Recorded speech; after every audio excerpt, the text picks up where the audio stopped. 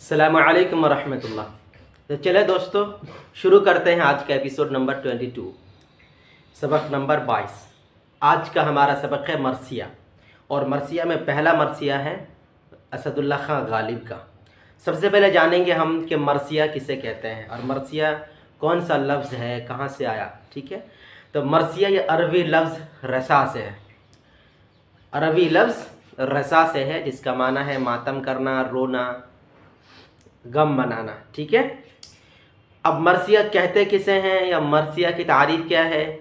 अगर आपसे पूछा जाए कि मरसिया के बारे में आप क्या जानते हैं, तो आपको यही लिखना है कि वह नज़म जिसमें किसी मरने वाले की औसाफ बयान की जाए और उसकी मौत पर रंजो गम का इजहार नज़म की सूरत में किया जाए, तो उसे मरसिया कहेंगे।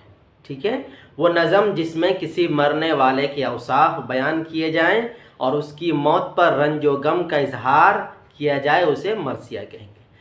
अगर यहाँ पे एक सवाल होता है कि एक मरसिया का आम होता है, ख़ास होता है, जिसको मरसिया शख्सी मरसिया कहते हैं।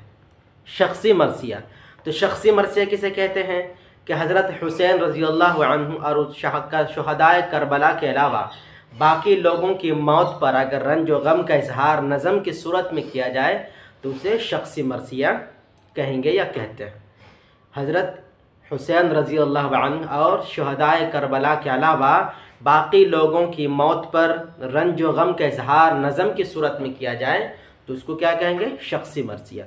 अगर सिंपल पूछा जाए कि मरसिया किसे कहते हैं, तो आपको बताना है वो नज़म जिसमें किसी मरने वाले के औसाफ बयान किया जाए और उसकी मौत पर रंज व गम का इजहार नज़म की सूरत में किया जाए, तो ये मरसिया। और शख्सी मरसिया हज़रत हुसैन रज़ियल्लाहु अन्हु और शुहदाए करबला के अलावा बाकी लोगों की मौत पर अगर रंज व गम का इजहार नज़म की सूरत में किया जाए, तो ये क्या हो जाएगा, शख्सी मरसिया।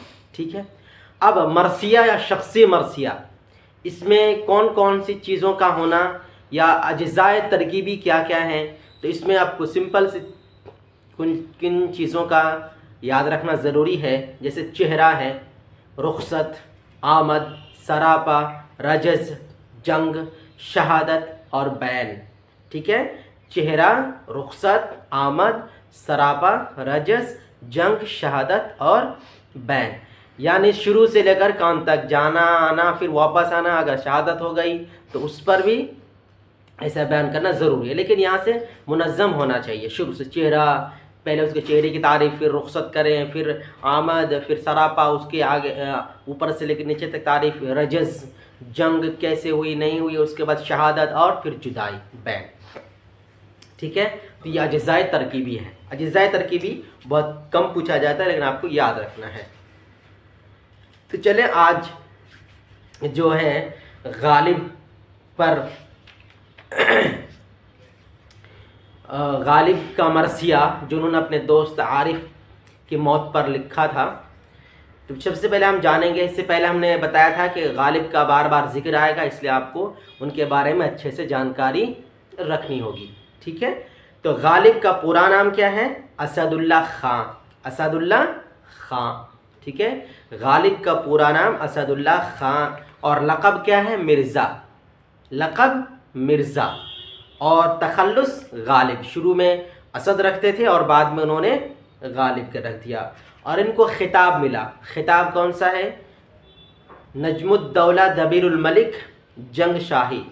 नजमुद्दौला दबीरुल मलिक जंग शाही, ये इनका खिताब है। ठीक है, अगर कह सकते हैं तो पूरा नाम हो जाएगा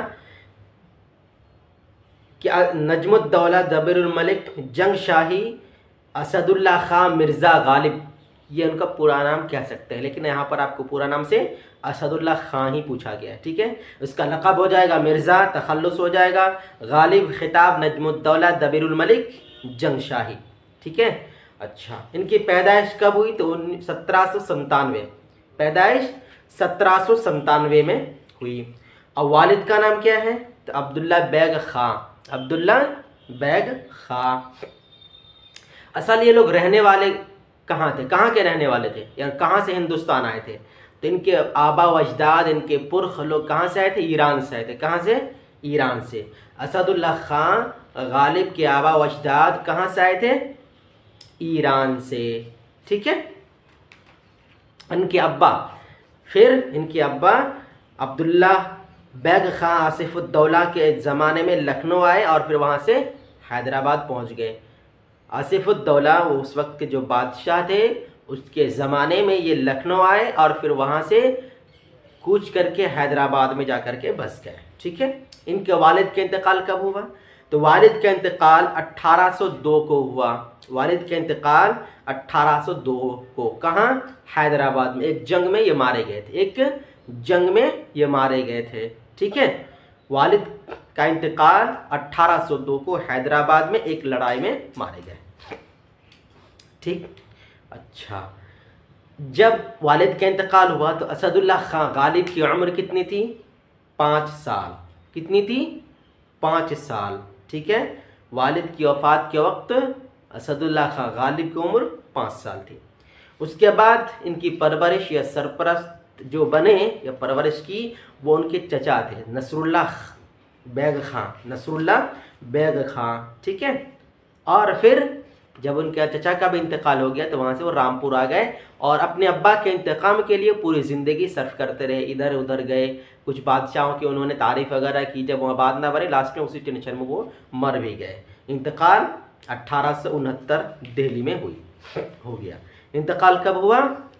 1869, कहाँ? दिल्ली में। ठीक है, अच्छा, ये नज़म मरसिया नज़म जो है, इसका हेडलाइन क्या है या फिर इसका नाम क्या है? तो आरिफ की मौत पर, आरिफ की मौत पर किसके नाम पर लिखा था? तो आरिफ अपने दोस्त, अपने जिगरी दोस्त के नाम पर उन्होंने ये मरसिया लिखा था, अपने दोस्त आरिफ के मौत पर। ठीक है, उनके दोस्त का इंतकाल हो गया तो उसे गम में उन्होंने ये मरसिया लिखी कि लाजिम था कि यह देखो मेरा रास्ता कोई दिन और, लाजिम था कि देखो मेरा रास्ता कोई दिन और, तन्हा गए क्यों अब रहो तन्हा कोई दिन और, मिट जाएगा सर गर तेरा पत्थर ना घिसेगा, हूँ दर पे तेरे नासिया फरसा कोई दिन और। ठीक है, तो इन्होंने अपने दोस्त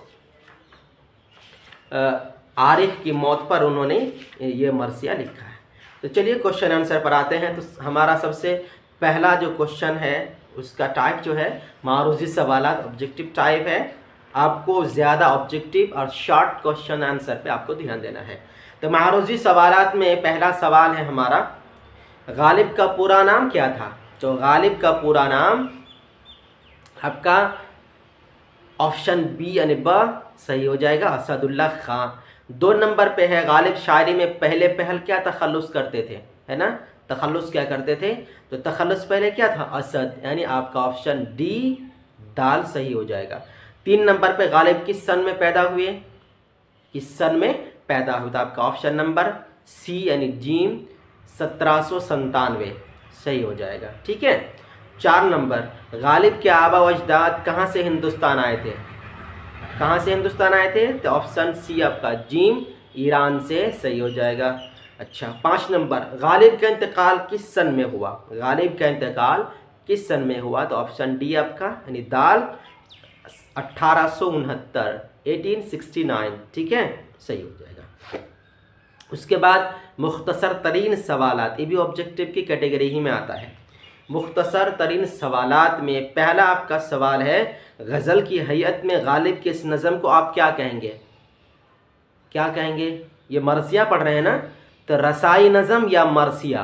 रसाई नज़म या मरसिया कहेंगे। 2 नंबर, गालिब की परवरिश किसके ज़ेरे साया हुई? तो चचा नसरुल्ला बैग खां, चचा नसरुल्ला बैग खां। 3 नंबर, गालिब का पूरा नाम क्या है या लिखिए? तो असदुल्ला खां, पूरा नाम क्या है? असदुल्ला खां। ठीक है, उसके बाद 4 नंबर, गालिब के वालिद का नाम बताइए। वालिद का नाम, अब्बा का नाम क्या है?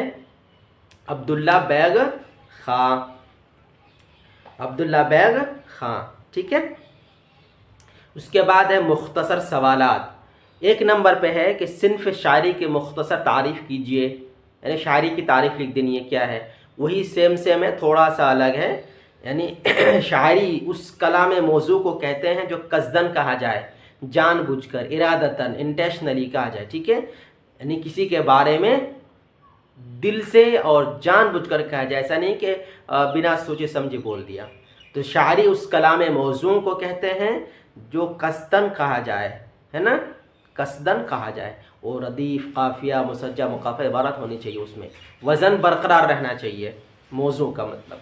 उसके बाद है 2 नंबर, शख्सी मरसिया किसे कहते हैं? शख्सी मरसिया किसे कहते हैं? तो हमने बताया कि किसी भी शख्स के मौत पर रमज गम का इजहार, उसके औसाफ हमीदा बयान करके इजहार करना मुनज़्ज़म तरीक़े से, ये क्या हो जाएगा? मरसिया। लेकिन अगर शुहदाए करबला के अलावा किसी के मौत पर गम का इजहार नज़म की सूरत में किया जाए या हो तो ये शख्स मरसिया कहलाएगा। तो यहाँ आपका जवाब होगा शुहदाए करबला के अलावा किसी की मौत पर गम का इजहार नज़म की सूरत में हो तो शख्सी मरसिया कहते हैं। ठीक है। तो 3 नंबर यहाँ पे गालिब के बचपन में 5 जुमले लिखिए। आपको पैदा कब हुई, उनका नाम क्या है, उनके अब्बा का इंतकाल कितनी उम्र में हुई, उसके बाद उन्होंने किसके साया इख्तियार किया। ठीक है, यही 2-3 लफ्ज़ लिख देंगे, आपका हो जाएगा। लेकिन इस पर ध्यान थोड़ा कम दीजिए, यानी जहन में रखिए, लेकिन ज़ोर आपको ऑब्जेक्टिव चार्ट पे देना है। उसके बाद तवील सवालात में 1, 2, 3 छोड़ देना है। 4 नंबर हमारा काम का है, वाहिद से जमा बनाइए, वाहिद से जमा बनाइए। तो दिन की जमा क्या हो जाएगी? दिनों। दिन की जमा दिनों। फलक अफलाक, फलक अफलाक। बारिश बारिशें, बारिश बारिशें। शहीद शुहदा, शहीद शुहदा। रात रातें। ठीक है। तो मरसिया का पहला एपिसोड नंबर 22 यानी 22 हमने ख़त्म कर दिया। उम्मीद करते हैं कि हम इसको अच्छी तरह से समझ गए। आप इसको जहन में हमेशा याद रखिए, पढ़िए और लिखते रहिए। मेन चीज़ याद करने की आपका है लिखना, पहले याद करिए फिर लिखिए। ठीक है। उम्मीद करते हैं कि इसको समझ होंगे। चलें आज का एपिसोड यहीं पर ख़त्म करते हैं। अस्सलाम वालेकुम।